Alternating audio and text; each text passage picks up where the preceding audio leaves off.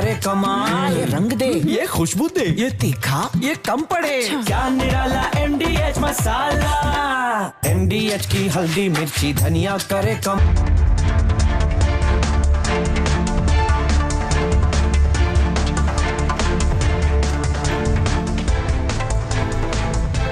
नमस्कार, मैं हूं आपके साथ मृदुल शर्मा और आप देख रहे हैं देश का नंबर 1 न्यूज शो। ये भारत की बात है, होगी देश की हर बात। दिखाएंगे आपको देश और दुनिया की तमाम बड़ी खबरें। आइए जानते हैं। और आज की पहली बड़ी खबर आपको बताने वाला हूं। पहली खबर ऐसी है जो हर भारतीय को देखनी चाहिए। ऐसा मैं क्यों कह रहा हूं, दिखाता हूं आपको। ट्रंप के वार के लिए मोदी पूरी तरह से तैयार है। ट्रंप ने टैरिफ की बात कही, लेकिन मोदी ने उसका तोड़ निकाल दिया है। आपको बताऊंगा क्या है वो तोड़, लेकिन पहले दिखाएं। डोनाल्ड ट्रंप पूरी तरह से तैयार है। डोनाल्ड ट्रंप की कोशिश है पूरी दुनिया में हड़कंप मचाया हुआ है। कहीं रूस, यूक्रेन, कहीं भारत, कहीं चाइना, सब पर इस समय डोनाल्ड ट्रंप ने अलग अलग रणनीति अपनाई है और इसकी वजह से वो खुद फंस गए। ये मैं क्यों कह रहा हूं आपको बताऊंगा। तस्वीर दिखाइए। डोनाल्ड ट्रंप की जो केमिस्ट्री है वो पहले पीएम मोदी के साथ जबरदस्त थी दर्शक, और बहुत अच्छी थी। ये आपने देखा होगा, कई बार एक मंचों पर दोनों देखिए आप, कहीं हाथ मिला रहे हैं, कहीं जनता का अभिवादन कर रहे हैं। लेकिन एकाएक क्या हुआ, डोनाल्ड ट्रंप की रणनीति बदल गई है। डोनाल्ड ट्रंप बार बार भारत पर अटैक कर रहे हैं। और उससे पहले आगे आपको बताऊं, एक तस्वीर आज डोनाल्ड ट्रंप की आई। वो इधर भारत पर अटैक कर रहे हैं, उधर ना जाने क्या ट्रंप पर किसी ने अटैक कर दिया, ट्रंप पर हमला हो गया, या ट्रंप किसी गंभीर बीमारी से जूझ रहे हैं। उनके हाथ में ये चोट का निशान है और इसे वो मेकअप से छिपाने की कोशिश कर रहे हैं। देखिए आप, नीले पड़ गए। आखिर क्या हुआ है? और इस समय दुनिया भर में कई जगह पर ट्रंप का विरोध हो रहा है। तो ये घटना किस समय हुई, कहां हुई, इसकी जानकारी अब जुटाई जा रही है। अब मैं आपको तस्वीर बताने वाला हूं कैसे डोनाल्ड ट्रंप और अमेरिका ने कह दिया है कि अब पूरी तरह से टैरिफ हमने लगा दिया है और यह टैरिफ लागू हो जाएगा, सुबह से लागू हो जाएगा। लेकिन आप सोचिए, टैरिफ लागू होगा, डोनाल्ड ट्रंप ने वार किया है, लेकिन मोदी ने इसका तोड़ निकाल लिया है। देखिए रिपोर्ट।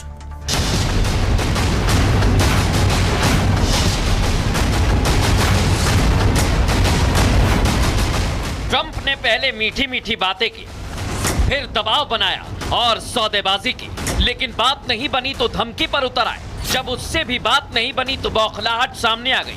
डोनाल्ड ट्रंप ने भारत पर टैरिफ बढ़ाकर 50% कर दिया।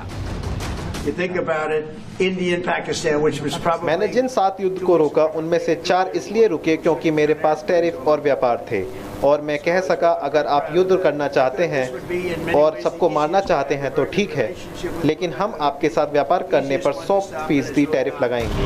तो सवाल ये कि क्या ट्रंप इससे भारत को झुका पाएंगे? दरअसल ट्रंप ने एक तीर से कई शिकार करने की कोशिश की।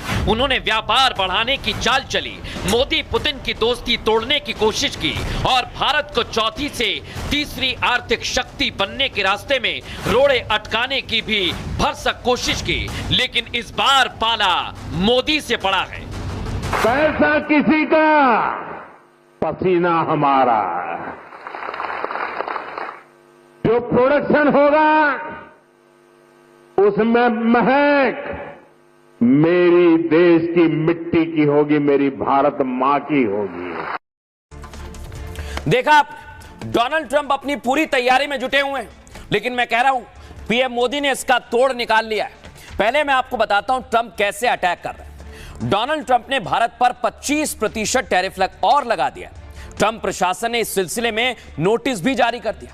डोनाल्ड ट्रंप का ताजा फैसला सुबह 9:31 पर लागू हो जाएगा और ट्रंप के इस फैसले से अब अमेरिकी टैरिफ 50% हो जाएगा। समझ रहे हैं हम? मतलब भारत से अमेरिका जाने वाला सामान 50% टैक्स उस पर लगेगा। और डोनाल्ड ट्रंप ने भारत पर 25% टैरिफ जुर्माने के तौर पर लगाया, क्योंकि ट्रंप का कहना है कि भारत रूस से तेल आयात करता है, जिसकी वजह से रूस यूक्रेन के बीच में जंग खत्म नहीं हो रही। और ट्रंप ने 6 अगस्त को ही जुर्माने का ऐलान किया। अपने ताजा आदेश में डोनाल्ड ट्रंप ने कहा, जो ड्यूटी दस्तावेज की सूची में बताई गई है वो भारत से आने वाली चीजों पर लागू होगी। ये चीजें या तो अमेरिका में इस्तेमाल के लिए लाई जाएंगी या गोदाम से इस्तेमाल के लिए निकाली जाएंगी। और इससे पहले अमेरिका ने भारत पर 25% टैरिफ लगाया था। ट्रंप ने 7 अगस्त को भारत पर 25% रेसिप्रोकल टैक्स लगाया, मतलब भारत उसके सामान पर टैक्स ले रहा है तो वो लगाएगा। रेसिप्रोकल टैरिफ के दौरान ट्रंप ने व्यापार घाटे का भी जिक्र किया। अब मैं आपको बताता हूं ये टैरिफ क्या होता है। टैरिफ को इंपोर्ट ड्यूटी भी कहते हैं, जिसे आयात शुल्क के नाम से जानते हैं। टैरिफ दूसरे देशों से सामान आयात करने पर लगता है। मतलब अगर आप भारत से अमेरिका 100 करोड़ का निर्यात होगा तो इस पर 100 करोड़ पर अमेरिका 50% यानी 50 करोड़ टैक्स लगाएगा, टैरिफ लगाएगा, जिससे भारतीय सामान अमेरिका में 1.5 गुना महंगे हो जाएंगे। समझ रहे हैं आप? और इसी वजह से देश भर में ट्रंप की किरकिरी हो रही है। लेकिन पहले मैं आपको सुनाता हूं डोनाल्ड ट्रंप क्या कह रहे हैं और विदेश मंत्री एस जयशंकर ने क्या कहा है। मैंने जिन 7 युद्ध को रोका उनमें से 4 इसलिए रुके क्योंकि मेरे पास टैरिफ और व्यापार थे, और मैं कह सका अगर आप युद्ध करना चाहते हैं और सबको मारना चाहते हैं तो ठीक है, लेकिन हम आपके साथ व्यापार करने पर 100% टैरिफ लगाएंगे। वे सब हार गए। हम टैरिफ से खरबों डॉलर ले रहे हैं और टैरिफ के कारण युद्ध रोक रहे हैं। दूसरे देशों ने हमारे साथ ऐसा किया और अब हम दूसरे देशों के साथ ऐसा कर रहे हैं। And I used that on numerous occasions. Trade, I used trade, I used other. Well, I don't want to comment on a person. मैं किसी व्यक्ति पर टिप्पणी नहीं करना चाहता, लेकिन विषय पर टिप्पणी करूंगा। हम रूसी तेल के सबसे बड़े खरीदार नहीं हैं, वो चीन है। हम रूसी एलएनजी के सबसे बड़े खरीदार नहीं हैं। मुझे यकीन नहीं है, लेकिन मुझे लगता है कि वो यूरोपीय संघ है। हम 2022 के बाद रूस के साथ सबसे बड़ा व्यापारिक उछाल वाला देश नहीं है। मुझे लगता है कि कुछ देश हैं जो इसकी जांच कर रहे हैं। हम वास्तव में एक ऐसा देश है जहां पिछले कुछ सालों में अमेरिकियों ने कहा है कि हमें सब कुछ करना चाहिए। विश्व ऊर्जा बाजारों को स्थिर करने के लिए, जिसमें रूस से तेल खरीदना भी शामिल है। संयोगवश हम अमेरिका से भी तेल खरीदते हैं और वो राशि बढ़ रही है। तो ईमानदारी से हमें यह तर्क समझ में नहीं आ रहा है कि जिस बात का आपने जिक्र किया वो क्या है।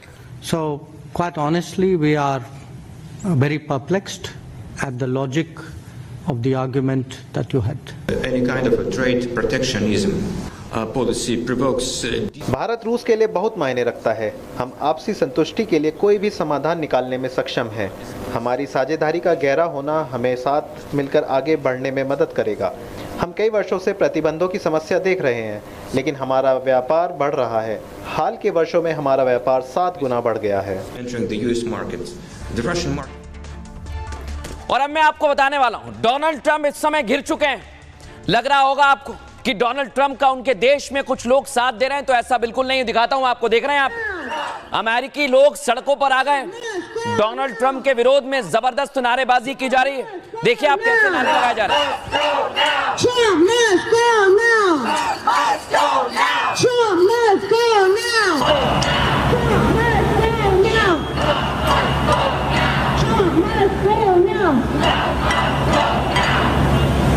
आप देख रहे हैं डोनाल्ड ट्रंप के खिलाफ नारेबाजी हो रही है। डोनाल्ड ट्रंप के प्रशासन ने वहां पर पुलिस लगा दी है। सिर्फ इसमें अमेरिकी नहीं है, भारतीय भी शामिल है। और अब मैं आपको तस्वीर दिखाता हूं, सिर्फ अमेरिका में नहीं, भारत में भी ट्रंप का विरोध हो रहा है। ये तस्वीर महाराष्ट्र से सामने आई है। आपको एक और तस्वीर बताते हैं जहां पर ट्रंप का जमकर विरोध हो रहा है और अलग अलग तरह से लोग कह रहे हैं कि टैरिफ जो ट्रंप ने लगाया, ये देख रहे हैं आप, ये पूरी तरह से ट्रंप का पुतला आज निकाला गया है और इसे लेकर लोगों की नाराजगी है। उनका कहना है कि भारत पर टैरिफ ट्रंप को नहीं लगाना चाहिए।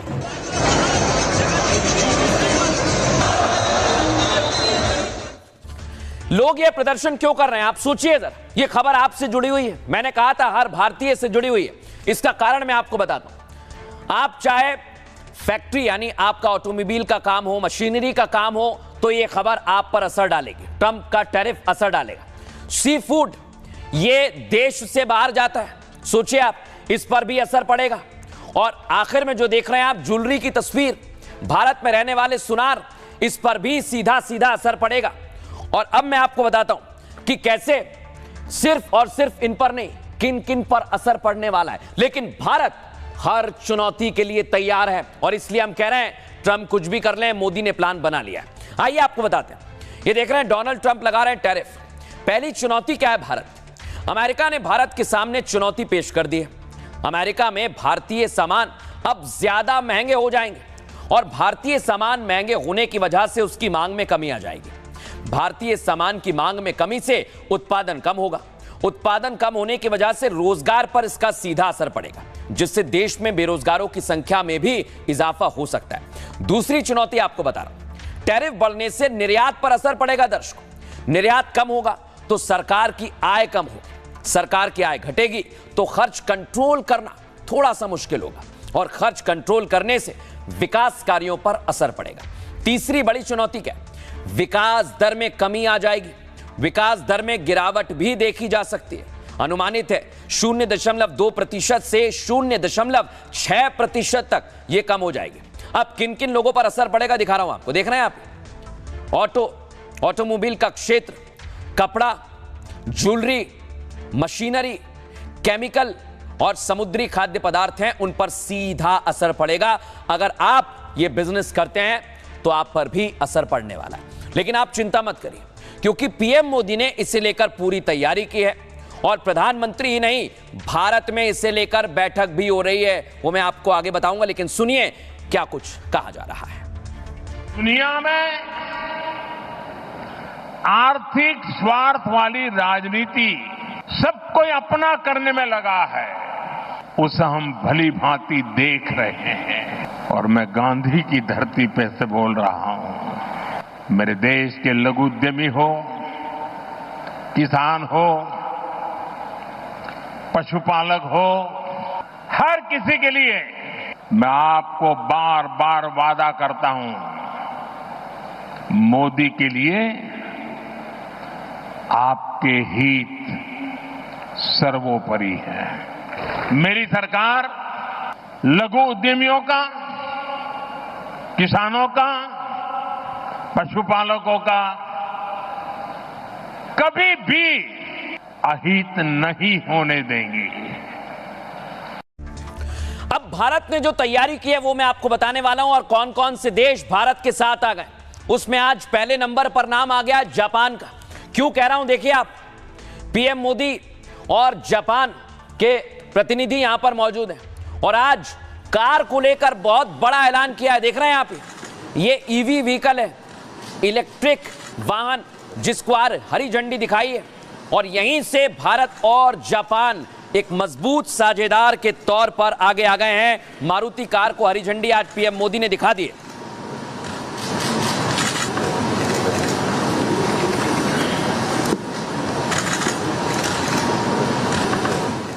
अब मैं आपको बताता हूं वो कार कौन सी है जो एक्सपोर्ट की जाएगी। देख रहे हैं आप, यही है वो कार और आप इसे समझिए, ये कार एक्सपोर्ट की जाएगी। यह है मारुति की ई विटारा। ई मतलब इलेक्ट्रिक, जिसमें पेट्रोल नहीं होता है, इलेक्ट्रिक से चलती है और इसे एक्सपोर्ट करने की तैयारी है।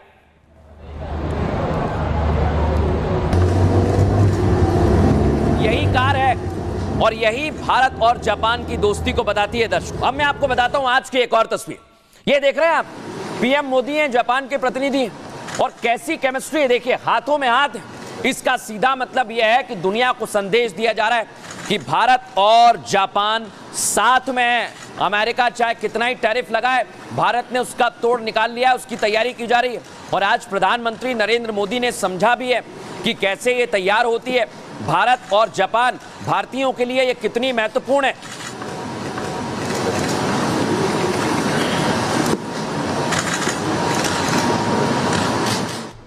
अब मैं आपको बताता हूं भारत और जापान की दोस्ती का एक और सबूत कैसे मजबूत हो गए। ये देख रहे हैं आप, ये गुजरात में हंसलपुर है जहां पर कार बनती है और यहां आप देखेंगे एक दो नहीं, 7.5 लाख कारों पर आप नजर डालिए। पूरी कार यहीं पर बनती है, आपने कहीं नहीं देखी होगी ऐसी फैक्ट्री। 7.5 लाख कार यहां से निकलेंगी और इसके लिए पूरी तैयारी की जा रही है।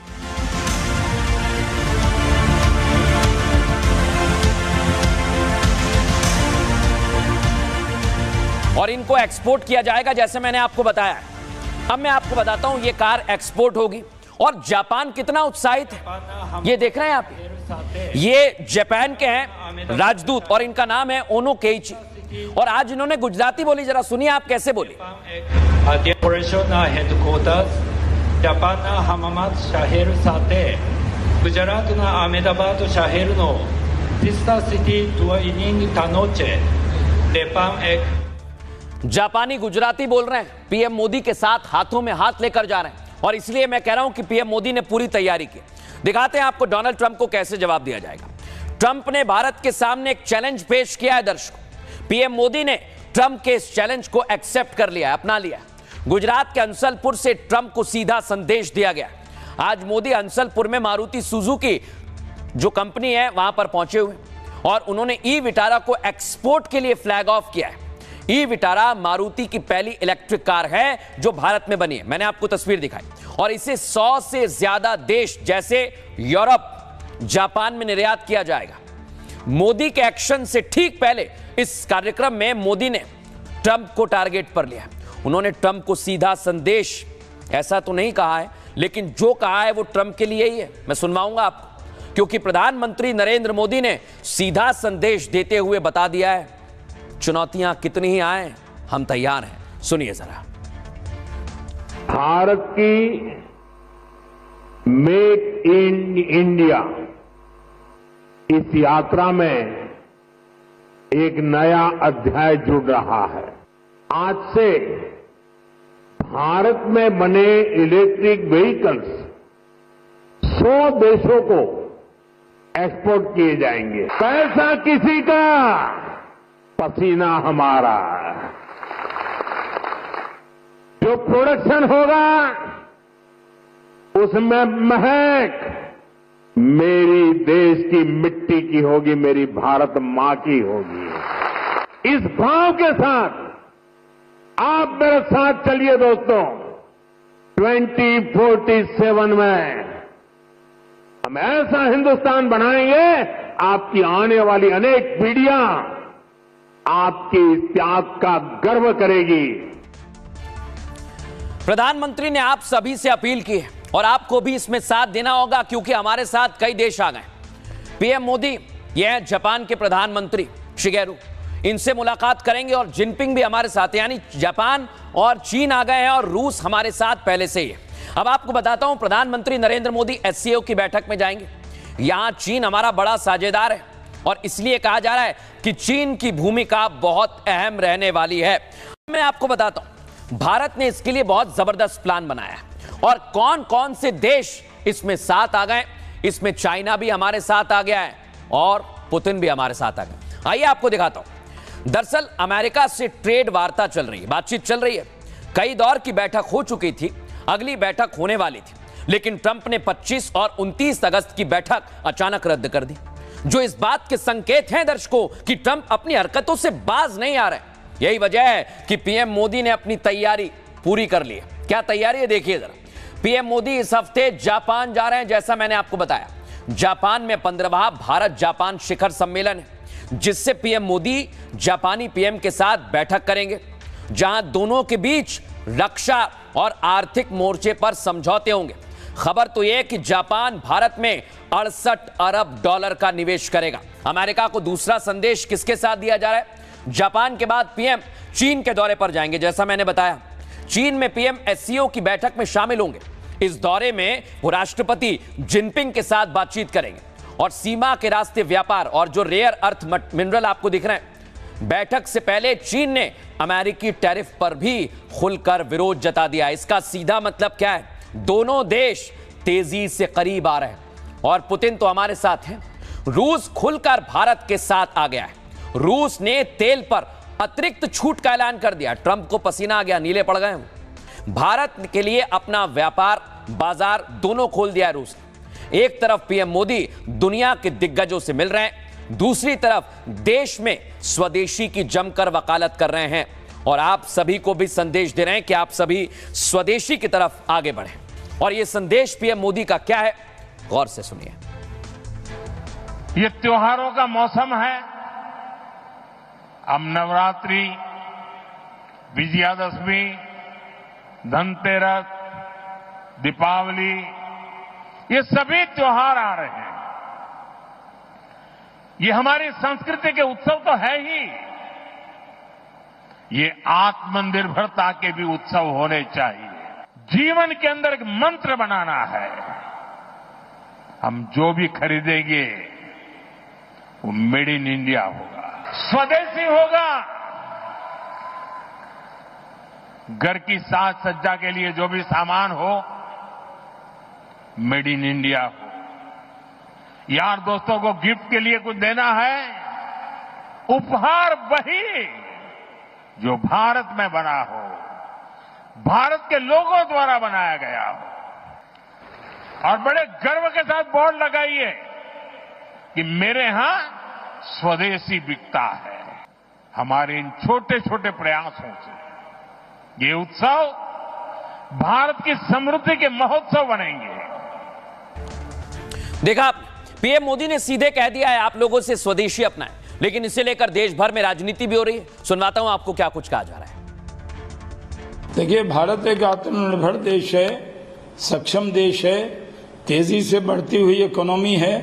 दुनिया की कोई ताकत भारत की इकोनॉमी को रोक नहीं सकती और भारत अपने हितों की रक्षा करने में सक्षम है। कहाँ है made in India? MSME sector आपने बर्बाद कर दिया, नोटबंदी से बर्बाद किया, जीएसटी से बर्बाद किया, आपकी तमाम नीतियों से बर्बाद किया। आप कह रहे हैं खरीदिए भारत का से बनाया हुआ स्टफ।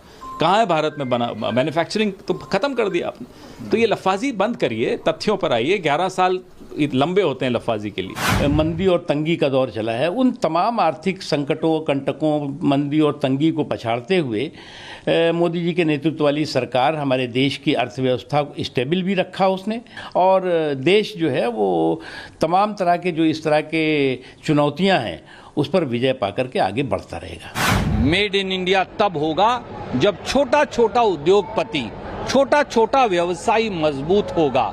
2 या 3 उद्योगपतियों से मेड इन इंडिया मजबूत नहीं हो सकता।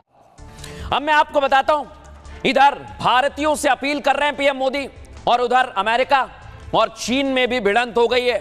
सोचिए आप, चीन हमारे साथ आया है, ट्रंप को पसंद नहीं आ रहा। आपको बताता हूं अगली तस्वीर, ये देखिए, दक्षिण कोरिया देख रहे हैं आप, नॉर्थ कोरिया से परेशान होकर पहुंचे ली म्यूंग और आज ट्रंप से मुलाकात की। लेकिन इसी दौरान जब राष्ट्रपति हैं दक्षिण कोरिया के साथ मुलाकात हो रही थी, ये वो तस्वीर है। इस दौरान उन्होंने चाइना पर अटैक कर दिया और सीधे चाइना से कह दिया कि हमारे पास कुछ ऐसा है जो आपको बर्बाद कर देगा। लेकिन मैं आपको बताता हूं कि डोनाल्ड ट्रंप क्यों कह रहे हैं कि वो चीन को बर्बाद कर देंगे। दिखाते हैं आपको। अब ट्रंप ने चीन को धमकी दे दी। सोचिए जरा, ट्रंप ने चीन पर 200% टैरिफ की धमकी दे दी। उन्होंने कहा वॉशिंगटन के पास ऐसे कार्ड हैं कि अगर वो इस्तेमाल करना चाहें तो दुनिया की दूसरी सबसे बड़ी अर्थव्यवस्था को नष्ट कर सकते हैं, यानी चीन। आगे कहा चीन के पास केवल कुछ कार्ड हैं, लेकिन अमेरिका के पास अविश्वसनीय कार्ड हैं। दरअसल ट्रंप रेयर अर्थ मटेरियल को लेकर चिंतित हैं। ट्रंप की पॉलिसी की वजह से चीन ने इसकी आपूर्ति को रोक दिया है और चीन के इस कदम से अमेरिका मुश्किल में आ गया है।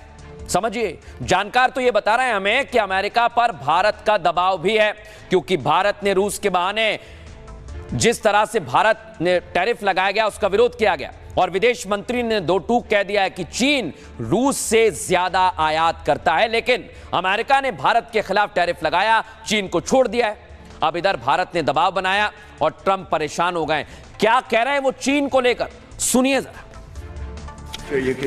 मैं सुनिश्चित हूं कि आप जा सकते हैं, लेकिन हम चीन के साथ एक बहुत अच्छा संबंध बनाएंगे। ये हो रहा है, आप देख रहे हैं। उनके पास कुछ कार्ड हैं, हमारे पास अविश्वसनीय कार्ड हैं।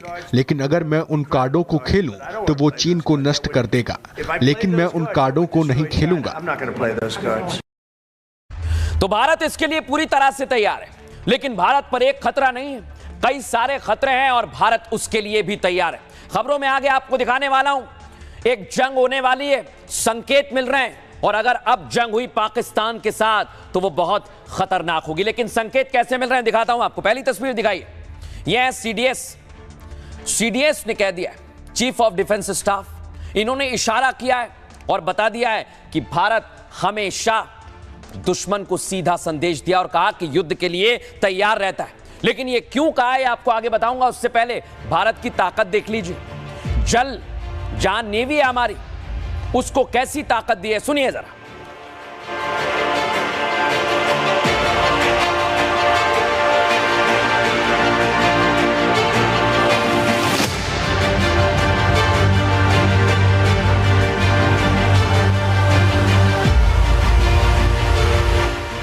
देख रहे हैं आप, ये थी INS हिमगिरी और उदयगिरी। अब मैं आपको बताता हूं ऑपरेशन सिंदूर के बाद LOC पर हलचल है, बहुत हलचल है इस समय। देख रहे हैं आप, ये तस्वीर आप देखिए, यहां पर एडवांस्ड पेट्रोलिंग हो रही है, आधुनिक हथियारों के साथ हमारे जवान देखिए कैसे पेट्रोलिंग कर रहे हैं।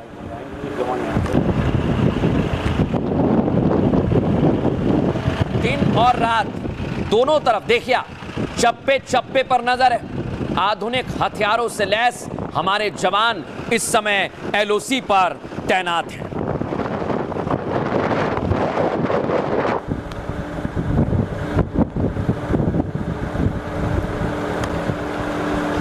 तो इस समय LOC पर हलचल बढ़ रही है। CDS कह रहे हैं कि हम जंग के लिए तैयार हैं।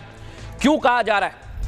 इधर भारत ने पूरी तैयारी कर ली है, देख रहे हैं आप, भारत ने अपने डिफेंस को मजबूत कर लिया है। यानी हमने जल में पूरी तैयारी कर ली, हमने LOC पर पूरी तैयारी कर ली, और हमारा सुदर्शन चक्र भी अब तो मैदान में आ गया है। यानी हमारा सुरक्षा कवच भी पूरी तरह से तैयार है। अब मैं आपको बताता हूं, जो दुश्मन देश है पाकिस्तान, ये बाज नहीं आता है, और इसको भी संदेश देना है, और चीन को, क्योंकि ये पाकिस्तान को संदेश दे रहा है, मदद कर रहा है। लेकिन अब मैं आपको बताने वाला हूं कि कैसे भारतीय सेना की तैयारी है। देखिए,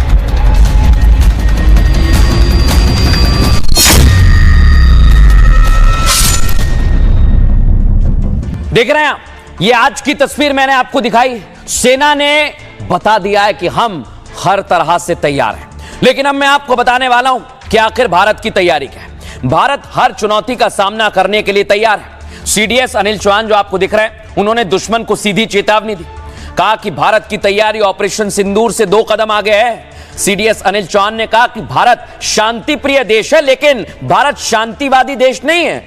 यानी दुश्मन गलतफहमी में ना रहे कि भारत चुप बैठेगा।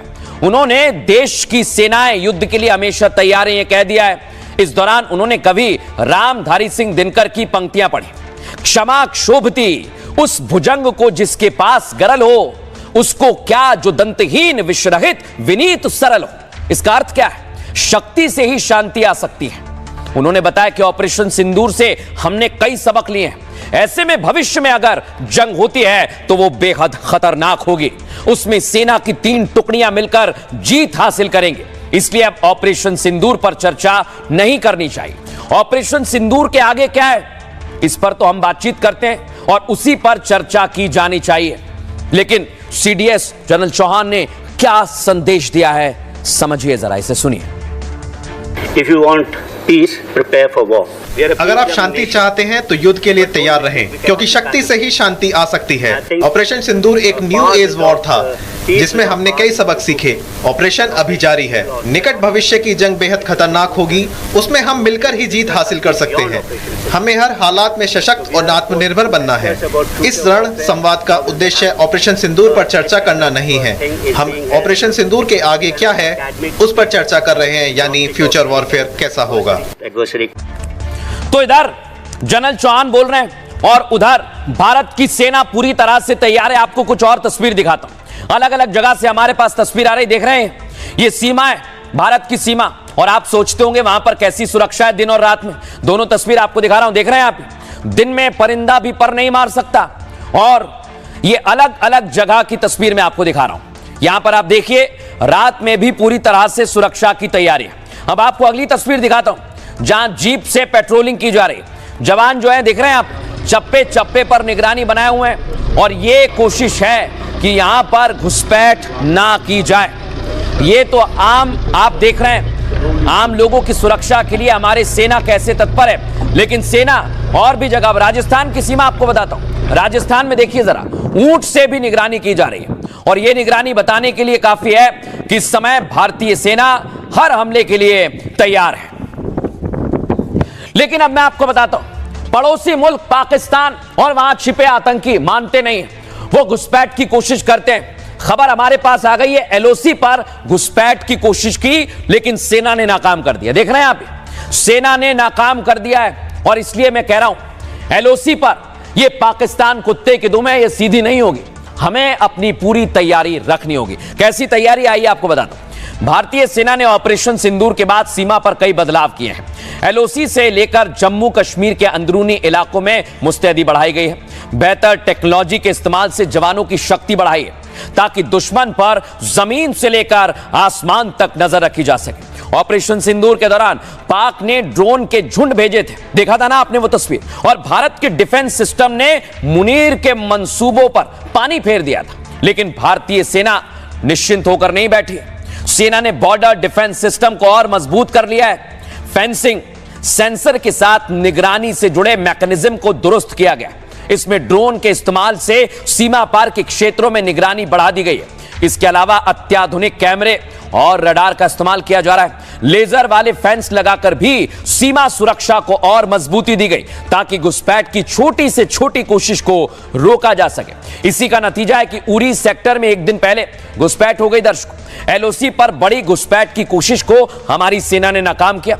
सुरक्षा बलों ने 2 घुसपैठियों को ठोक दिया है और भारत ने बीते 3 महीने में खुद को मजबूत करने में बहुत तेजी लाई है। पाकिस्तान को समय आने पर तगड़ा नुकसान पहुंचाने और चीन से टकराने के लिए डीआरडीओ के वैज्ञानिक दिन रात काम कर रहे हैं। कई ऐसी तकनीक पर मेहनत की जा रही है जिनके पूरे होने पर शाहबाज और जिनपिंग की नींद उड़ जाएगी। एक विशेष इंटीग्रेटेड सिस्टम पर भी काम किया जा रहा है जिसमें जमीन, हवा, समुद्र और समुद्र के नीचे यानी सबमरीन अंतरिक्ष सेंसर्स को इंटीग्रेट करने का भी काम चल रहा है, जिससे कई क्षेत्र एक ही नेटवर्क से जुड़ जाएंगे। और अब मैं आपको बताता हूं कि पूरी तैयारी तो आपने देख ली है, लेकिन इसके बाद हमने समंदर में भी तैयारी की। आइए आपको दिखाते हैं समंदर में कैसी तैयारी। उससे पहले सुनिए क्या कह रहे हैं जलन Chauhan. We'll have to look at multi-domain. हमें जमीन, हवा, समुद्र, अंतरिक्ष और पानी के नीचे के सेंसर को एक साथ जोड़ना होगा। इससे दुश्मन के बारे में बहुत बेहतर जानकारी मिल सकेगी। डेटा को रियल टाइम में विश्लेषण करना होगा। इसके लिए एआई, बिग डेटा और क्वांटम टेक्नोलॉजी का उपयोग करना होगा। अब मैं आपको बताता हूं, आज भारत ने एक और तैयारी की है। एलओसी आपने देख ली, लेकिन समंदर में क्या हाल है और समंदर में कैसी ताकत बढ़ी है देख लीजिए। यह है आईएनएस उदयगिरी और आईएनएस हिमगिरी। को बताने वाला हूं इनकी ताकत क्या है, क्योंकि ये इतने ताकतवर हैं। पाकिस्तान समंदर में बच गया था, अगर इस बार हिमाकत की तो कैसे सबक सिखाएंगे, आइए मैं आपको बताता हूं। भारत की जमीनी सीमाओं के साथ समुद्री सीमाएं बहुत बड़ी हैं और हिंद महासागर क्षेत्र में भारत का महत्व बहुत ज्यादा है। इस लिहाज से भारत को अपनी सीमाएं सुरक्षित करना बहुत जरूरी है। आईएनएस हिमगिरी और आईएनएस उदयगिरी को एक साथ कमीशन किया गया। ये हैं वो दोनों। विशाखापट्टनम में दोनों युद्धपोत राजनाथ सिंह ने कमीशन किए हैं। यह पहला मौका है जब 2 अलग अलग शिपयार्ड में बने 2 बड़े युद्धपोतों को एक साथ नौसेना में शामिल किया गया। खास बात यह है दर्शकों, दोनों युद्धपोत स्वदेशी हैं। ये दोनों युद्धपोत हिंद महासागर में भारत की स्थिति को और मजबूत करेंगे। दोनों युद्धपोत आधुनिक तकनीकों से लैस हैं जिसकी ताकत दुश्मन के पैरों तले जमीन खिसका देगी। इस दौरान रक्षा मंत्री राजनाथ सिंह ने स्पष्ट कर दिया है, जब भारत की सुरक्षा पर हमला होता है तो हम उसका करारा जवाब देना जानते हैं। उन्होंने कहा कि ये युद्धपोत न केवल नौसेना की ताकत बढ़ाते हैं बल्कि संदेश देते हैं कि भारत अपनी समुद्री सीमाओं की रक्षा करने में सक्षम है। सिर्फ लोहा नहीं, भारत की तकनीक, आत्मनिर्भरता का प्रतीक है ये दोनों। 75% स्वदेशी सामग्री से ये युद्धपोत बनकर तैयार हुए हैं, जिनका वजन 6700 टन है और लंबाई 149 मीटर। इसमें ऐसी आधुनिक प्रणाली का इस्तेमाल किया गया है दर्शकों, जो इन्हें 30 नॉट की रफ्तार से चलाने में सक्षम करती है। और इनके हथियार में ब्रह्मोस सुपरसोनिक क्रूज मिसाइल भी शामिल है, जो एक 450 किलोमीटर रेंज तक समुद्री और जमीन पर लक्ष्य भेज सकती है। इसके अलावा बराक 8 सतह से हवा में मार करने वाली मिसाइल भी है, जो हवाई खतरों से सुरक्षा देने में मददगार साबित होती है। साथ ही ये दोनों जहाज रियल टाइम डेटा साझा करने में सक्षम हैं। इनमें हेलीकॉप्टर ले जाने की सुविधा भी है, जो लंबी दूरी तक निगरानी मिशनों में मदद करेंगे। इन जहाजों का डिजाइन इतना खास है, रडार पर इनकी मौजूदगी को पकड़ना मुश्किल होता है, और इसी वजह से मैं कह रहा हूं स्टेल्थ युद्धपोत ये कहलाते हैं, यही इनकी ताकत है। अब मैं आपको बताता हूं, इस पूरी तैयारी में भारतीय सेना की तैयारी है, नेवी की तैयारी है, एयरफोर्स की तैयारी है, और रक्षा मंत्री क्या कह रहे हैं, सुनिए सर।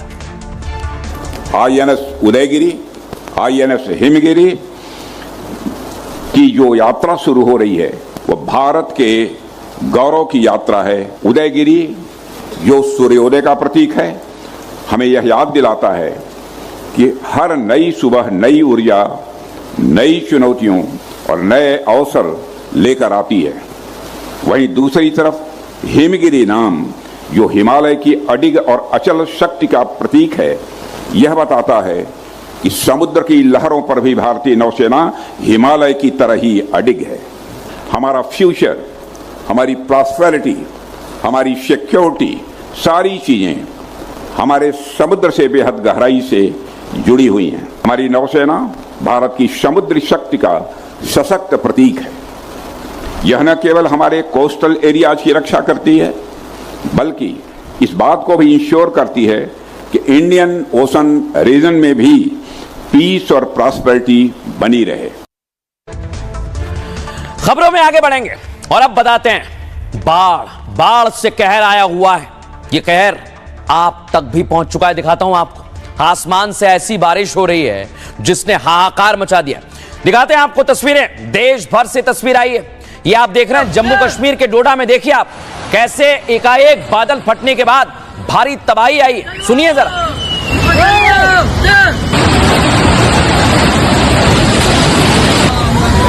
अल्लाहु अकबर, अल्लाहु अकबर।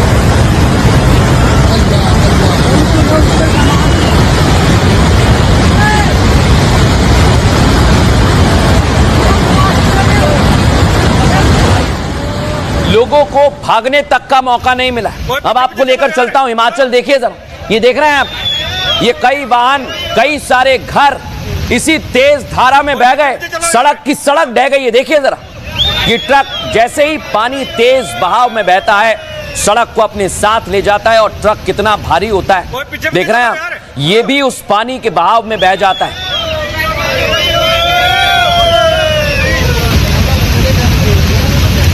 कोई पीछे पीछे चलो यार, हेलो।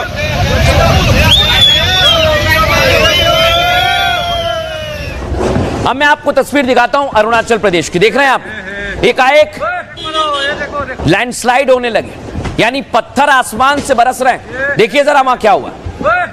ये देखो देखो,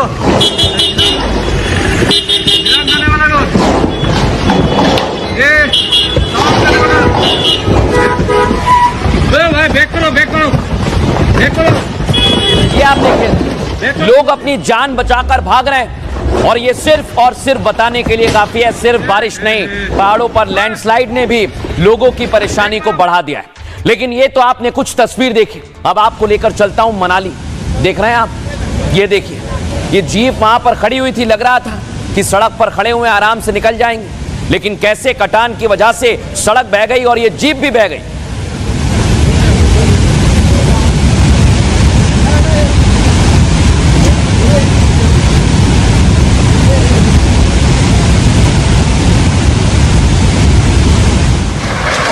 अलग अलग जगह से तस्वीर, ये देखिए कुल्लू में, हिमाचल प्रदेश, कुल्लू में पूरी की पूरी बिल्डिंग बह गई।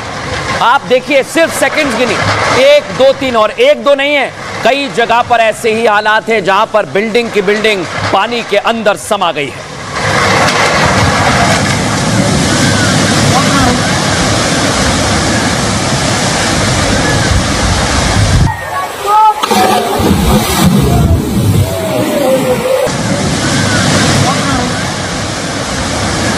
देखिए आप, शहरों में पानी भर गया है, और इधर आप देखेंगे मंडी, हिमाचल में तो ऐसे हालात हैं कि पूरा मंदिर डूब गया। यहां पर घाट हुआ करते, लेकिन सब कुछ अब पानी के अंदर समा गया है, लोगों की परेशानी बढ़ गई है। अब इधर हिमाचल में हालात और ज्यादा खराब हो गए। किन्नौर से मेरे पास खबर आ रही है, देख रहे हैं आप, ये बादल फट गए और ऐसी तस्वीर बताने के लिए काफी है कि गांव जो है वहां पर उन्हें खाली कराया जा रहा है। देखिए जरा वहां कैसे सायरन बज रहा है और पूरा का पूरा बादल फटने से तबाही आ गई।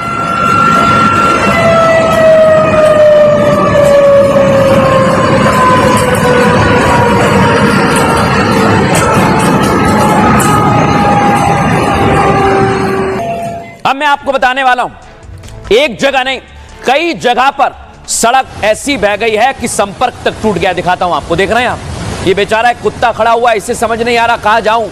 देख रहे हैं आप, ये पूरी की पूरी सड़क बह गई है। और ये मनाली की तस्वीर हम आपको दिखा रहे हैं, नेशनल हाईवे है। आप लोग अगर मनाली गए होंगे तो इस हाईवे से गुजरे होंगे, लेकिन अब ये हाईवे नहीं है, यानी ऊपर जाने वाले गांव से रास्ता कट गया है और पूरा का पूरा नेशनल हाईवे बह गया। ये देखिए आप, यहां तक आपको रोड दिखाई दे रही है, लेकिन आप जैसे ही हमने कैमरे को पैन किया तो पूरा का पूरा हाईवे बह गया है।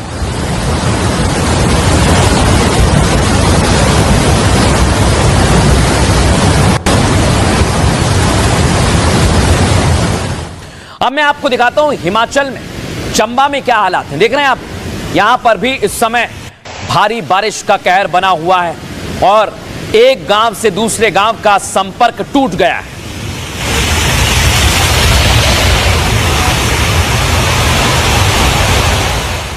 अब मैं आपको दिखाता हूं एक और तस्वीर, देख रहे हैं आप, ये किश्तवाड़ में डोडा में जो तस्वीर बता रहे हैं, बादल फटा है और लोग से कहा जा रहा है कि आप यहां से भागिए। सुनिए जरा कैसे वहां पर हड़कंप मच गया। ये क्या कर रहे हैं? भागो भागो भागो ओए भागो।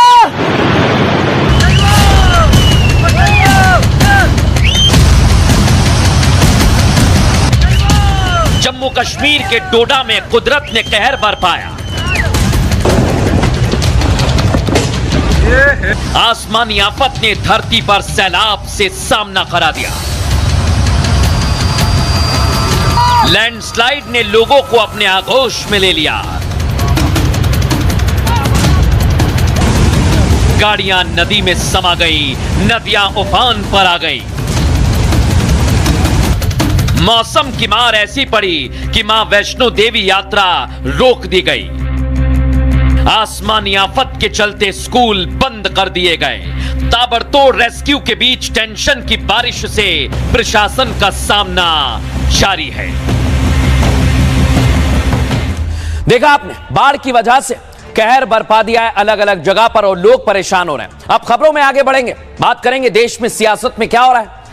राहुल की यात्रा चल रही है, अब ये हिट है या फ्लॉप है ये आपको तय करना है। मैं आपको खबर बताता हूं हुआ क्या, दिखाइए जरा। एक तरफ बीजेपी तैयारी कर रही है चुनावों में और दूसरी तरफ राहुल और तेजस्वी यात्रा निकाल रहे हैं। लेकिन बीजेपी और महागठबंधन यानी एनडीए और महागठबंधन में इस समय जबरदस्त जंग चल रही है। अगली तस्वीर दिखाइए, ये आप देखिए, सुपौल में ये यात्रा निकली और ये यात्रा का 10वां दिन है। महागठबंधन का दावा है कि जबरदस्त भीड़ यात्रा में आ रही है और उनका कहना है कि ये भीड़ वोटों में भी तब्दील हो जाएगी। अब मैं आपको दिखाता हूं कि एक तरफ राहुल और तेजस्वी यात्रा निकाल रहे हैं, दूसरी तरफ प्रियंका गांधी आज यात्रा में शामिल हो गई। प्रियंका गांधी जैसे ही यात्रा में शामिल हुई, रेवंता रेड्डी भी उनके साथ हैं, दिख रहे हैं आपको गाड़ी पर, और इसे लेकर बिहार में सियासत भी हो रही है। आगे आपको बताऊंगा, लेकिन उससे पहले बताता हूं राहुल की यात्रा में सिर्फ प्रियंका नहीं, एमके स्टालिन भी अब शामिल होने वाले हैं। अखिलेश यादव की भी एंट्री इस यात्रा में होगी और सिद्धार्थ रमैया, ये मुख्यमंत्री हैं कर्नाटक के, ये भी इस यात्रा में शामिल होंगे। इसलिए कहा जा रहा है कि आखिर ऐसा क्या हुआ है जो एक एक करके इन सभी को इस यात्रा में शामिल किया जा रहा है। अब मैं आपको बताता हूं, इस यात्रा में शामिल करने की कोशिश है और इधर एक तस्वीर सामने आई, यह बाहुबली अनंत सिंह के बेटे, देख रहे हैं आप, ये बिहार में ये भी अपना दावा कई जगह पेश करते हैं और अब घुड़सवारी कर रहे हैं। दिखाइए जरा फुल फ्रेम इस तस्वीर को।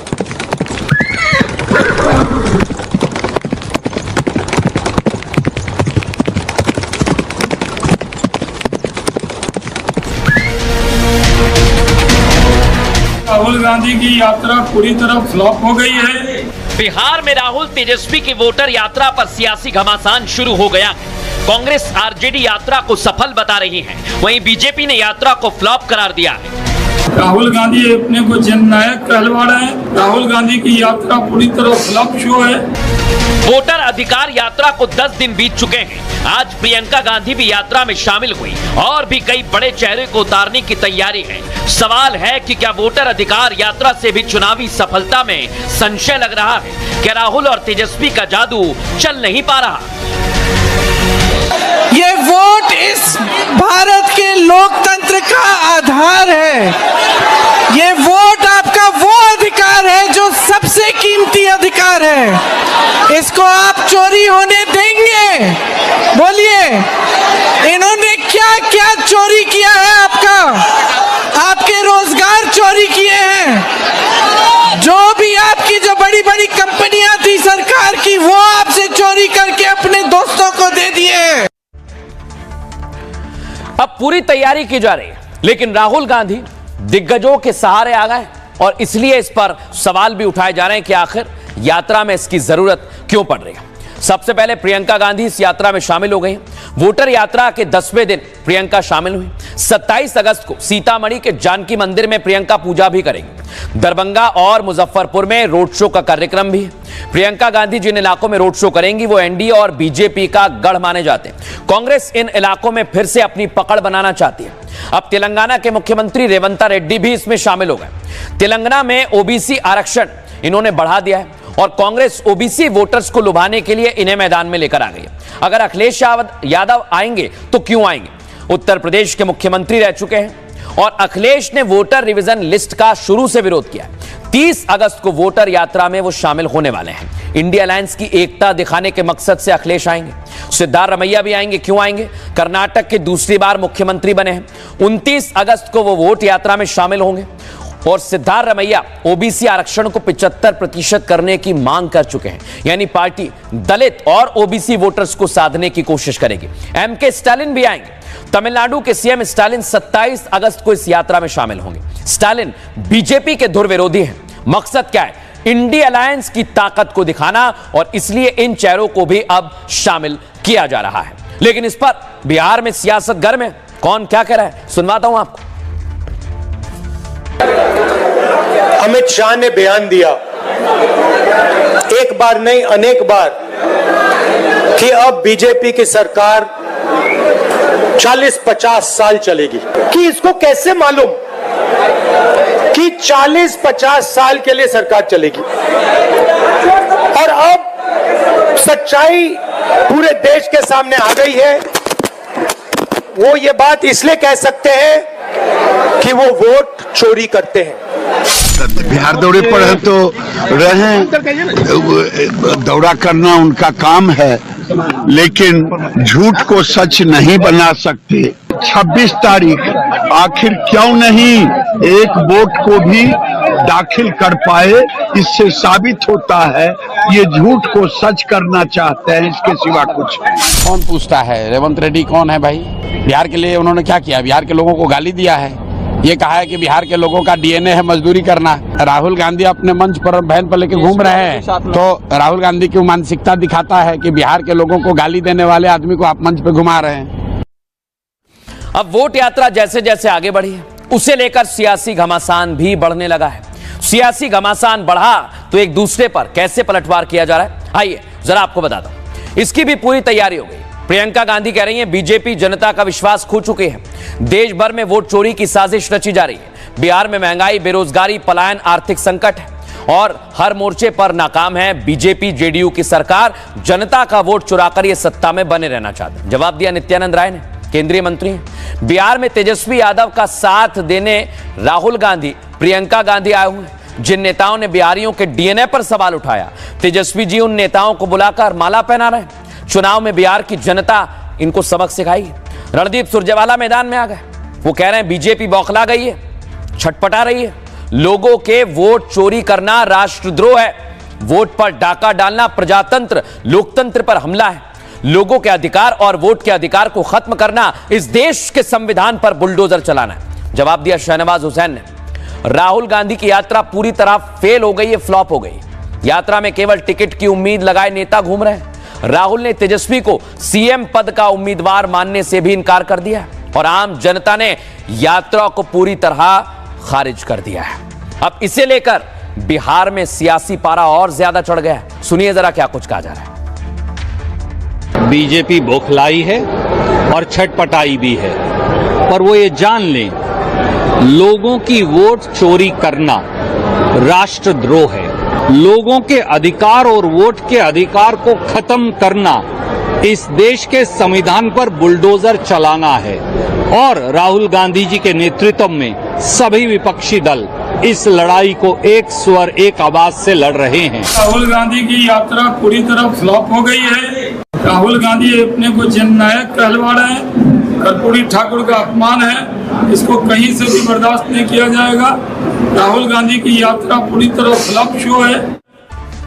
अब मैं आपको बताता हूं कि बीजेपी और एनडीए पूरी तरह से इस मैदान में अपने पाले बदल रहे हैं और अपने मोहरे सेट कर रहे हैं। देख रहे हैं हम नीतीश कुमार से आज मिले धर्मेंद्र प्रधान और बताया जा रहा है कि अंदर खाने बातचीत हो गई है, सीटों का फॉर्मूला भी तय किया जा रहा है। दिल्ली से कोई संदेश आया है क्या, इसी पर सवाल पूछा जा रहा है। अगली तस्वीर दिखाते हैं आप, ये देख रहे हैं आप, बिहार में चिराग पासवान भी पूरी ताकत लगा रहे हैं और वो भी एनडीए के साथ आ गए। अब सवाल यही है कि चिराग को कितनी सीट मिलेंगी, चिराग कितनी सीटों पर जिता पाएंगे। अगली तस्वीर आपको दिखाता हूं, जीतन राम मांझी भी है, उपेंद्र कुशवाहा भी है और सबको साथ लेकर चलना ही सबसे बड़ी चुनौती है। इसके लिए बीजेपी काम कर रही है। लेकिन अब मैं आपको बताता हूं, अगर सब साथ आएंगे तो भाई सीट का फॉर्मूला क्या होगा, बिहार के लोग तो यही पूछ रहे हैं, ये बताइए। चिंता मत करिए, अभी बताते हैं आप। सीटों का फॉर्मूला तय हो चुका है। संभवतः संभावनाएं अभी फिर कह रहा हूं, 104 बीजेपी, 105 जेडीयू, एलजेपी 20 पर और इधर हम पार्टी को 7 और उपेंद्र कुशवाहा भी साथ ले जाएंगे। यानी बिहार विधानसभा चुनाव को लेकर एनडीए में हलचल तेज है। दावा यह कि एनडीए में सीटों का फॉर्मूला तय कर लिया गया है। अब तक बिहार में एनडीए के साथियों से कई बार बात हो चुकी है। दिल्ली में बीजेपी के कई बड़े नेताओं से नीतीश कुमार मिलने वाले हैं। चिराग पासवान, जीतन राम मांझी भी बैठक में शामिल हो सकते हैं। चिराग पासवान करीब 40 सीटें मांग रहे हैं। चिराग इसके लिए अपने तरीके से दबाव भी बनाना चाहते हैं और चिराग को कम सीटों से समझौता करना पड़ सकता है। बीजेपी चिराग पासवान को नाराज नहीं करना चाहती है और इधर चिराग पासवान की पार्टी को 20 से 25 सीट मिल सकती है। बीजेपी जेडीयू के बीच सीटों का बंटवारा लगभग तय हो चुका है। दोनों दल 100 से ज्यादा सीटों पर चुनाव लड़ेंगे।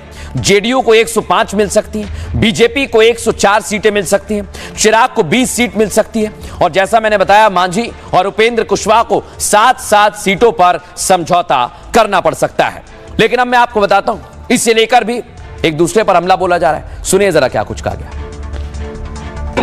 पलायन रुकना है, रोजगार आना है, अपराध की जो है वो राजधानी पटना बन चुका है, आपने देखा है। ये सारे मुद्दों को लेकर ये यात्रा जो है, सिर्फ मकसद वही है कि किसी तरह भी एसआईआर के खिलाफ, वोट चोरी के खिलाफ, ये पूरा अब जन आंदोलन बन चुका है। क्या चाहते हैं बांग्लादेशी यहाँ वोट दे? जो 2 लोग घूम रहे हैं बिहार की गली गली में, यही लोग सामंतवादी लोग और अराजकता फैलाने वाले लोग, इन्होंने दशकों तक गरीबों को वोट देने नहीं दिया। बार बार हारने की हताशा से ये भारत की संवैधानिक व्यवस्था को तोड़ने में उन्माद है। इधर बिहार से दिल्ली तक सियासत गर्म है और उधर असम, बिहार और दिल्ली तक सियासत गर्मा गई है। क्यों गर्मा गई है? यह है सैयदा हमीद और इन्होंने बांग्लादेशियों का समर्थन किया तो आज इन पर, इनके बयान पर बवाल हो गया है। दिखाता हूं आपको, देखिए जरा। दिल्ली में कई बांग्लादेशी तो नहीं लेकिन मुस्लिम आ गए हैं। वो कह रहे हैं हम बांग्लादेशी नहीं हैं और हमें बांग्लादेशी बताना भी नहीं है, हम भारत के मुसलमान हैं, हमें बांग्लादेश से कोई लेना देना नहीं है और इसलिए यहां पर विरोध प्रदर्शन किया जा रहा है। अब मैं आपको दिखाता हूं, इन्होंने बयान दिया असम में, तो हिमंता बसवा शर्मा मैदान में आ गए और उन्होंने कहा है विरोध होना चाहिए और बांग्लादेशियों का समर्थन वो नहीं करते हैं, असम में उन्हें जगह नहीं मिलेगी। अब मैं आपको बताता हूं, इसे लेकर आज हमने जबरदस्त सवाल किए और सैयदा हमारे सवालों से भागे हैं। सुनवाते हैं आपको उन्होंने क्या कुछ कहा। Don't be aggressive. Okay. that Bangladeshi immigrants, ma'am, you have said that Bangladeshi immigrants. Don't be aggressive. Okay. Ma'am, you have politely have said that Bangladeshi immigrants. But why are you thrusting the mic in my face?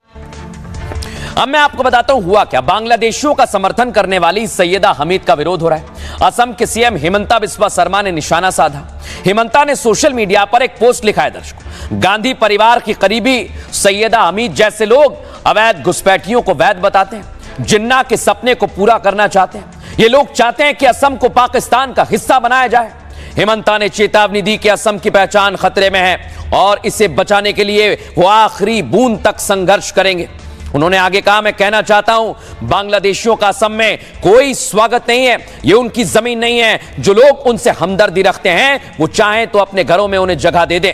Assam में किसी भी हालत में घुसपैठियों के हाथ में नहीं सौंपा जाएगा। सैयदा हमीद सोनिया और राहुल की करीबी हैं। बता दूं, मनमोहन सरकार में योजना आयोग की सदस्य रह चुके हैं। सैयदा हामिद और प्रशांत भूषण जैसे लोगों ने असम का दौरा किया, अवैध घुसपैठियों से खाली कराई गई जगह का दौरा किया और मीडिया से बात करते हुए सैयदा हमीद ने कहा, बांग्लादेशी होना क्या गलत है, वो इंसान है, धरती बड़ी है, बांग्लादेशी भी यहां रह सकते हैं। बताइए जरा, ऐसे बयान दे रहे हैं ये लोग। वे किसी का अधिकार नहीं छीन रहे, ये कह रही है मैडम। सरकार कह रही है कि वे दूसरों का अधिकार छीन रहे। ये बेहद गलत और मनुष्यता के लिए हानिकारक है। इसी बयान के बाद सैयदा हमीद का पूरे देश में विरोध हो रहा है। अब मैं आपको बताता हूं इसे लेकर क्या कुछ कहा जा रहा है, सुनिए जरा। हमारी डिमांड है प्रशांत भूषण और सैयदा हमीद जब बांग्लादेश और रोहिंग्याओं को बसाने की बात कर रहे हैं, ये देश भारतीय लोगों का है, भारतीय मुसलमानों का है, भारतीय हिंदुओं का है, ना कि बांग्लादेशियों का है। जो बांग्लादेशी हिंदुस्तान में एंटर करे हुए हैं उनको निकालने का काम करेंगे। और अब बात करेंगे आज के सूत्र की। उठो, जागो और तब तक मत रुको जब तक तुम अपना लक्ष्य प्राप्त नहीं कर लेते। ये सूत्र दिया है स्वामी विवेकानंद ने। स्वामी विवेकानंद ने कहा कि एक विचार अपनाओ, उस विचार को अपने जीवन में उतार लो, उसके सपने देखो, उसके बारे में सोचो, विचार पर जियो। अपने मस्तिष्क, शरीर और मांसपेशियों, नसों और शरीर के हर हिस्से को उस विचार से भर दो। यही विचार मनुष्य को सफलता की राह पर ले जाता है। विचार और लक्ष्य से आध्यात्मिक दिग्गज जन्म लेते हैं और यही आपको करना है। जीवन में हारना नहीं है, आगे बढ़ते रहना है। बहरहाल ये भारत की बात है में इतना ही। कल आपसे फिर मुलाकात होगी। नमस्कार।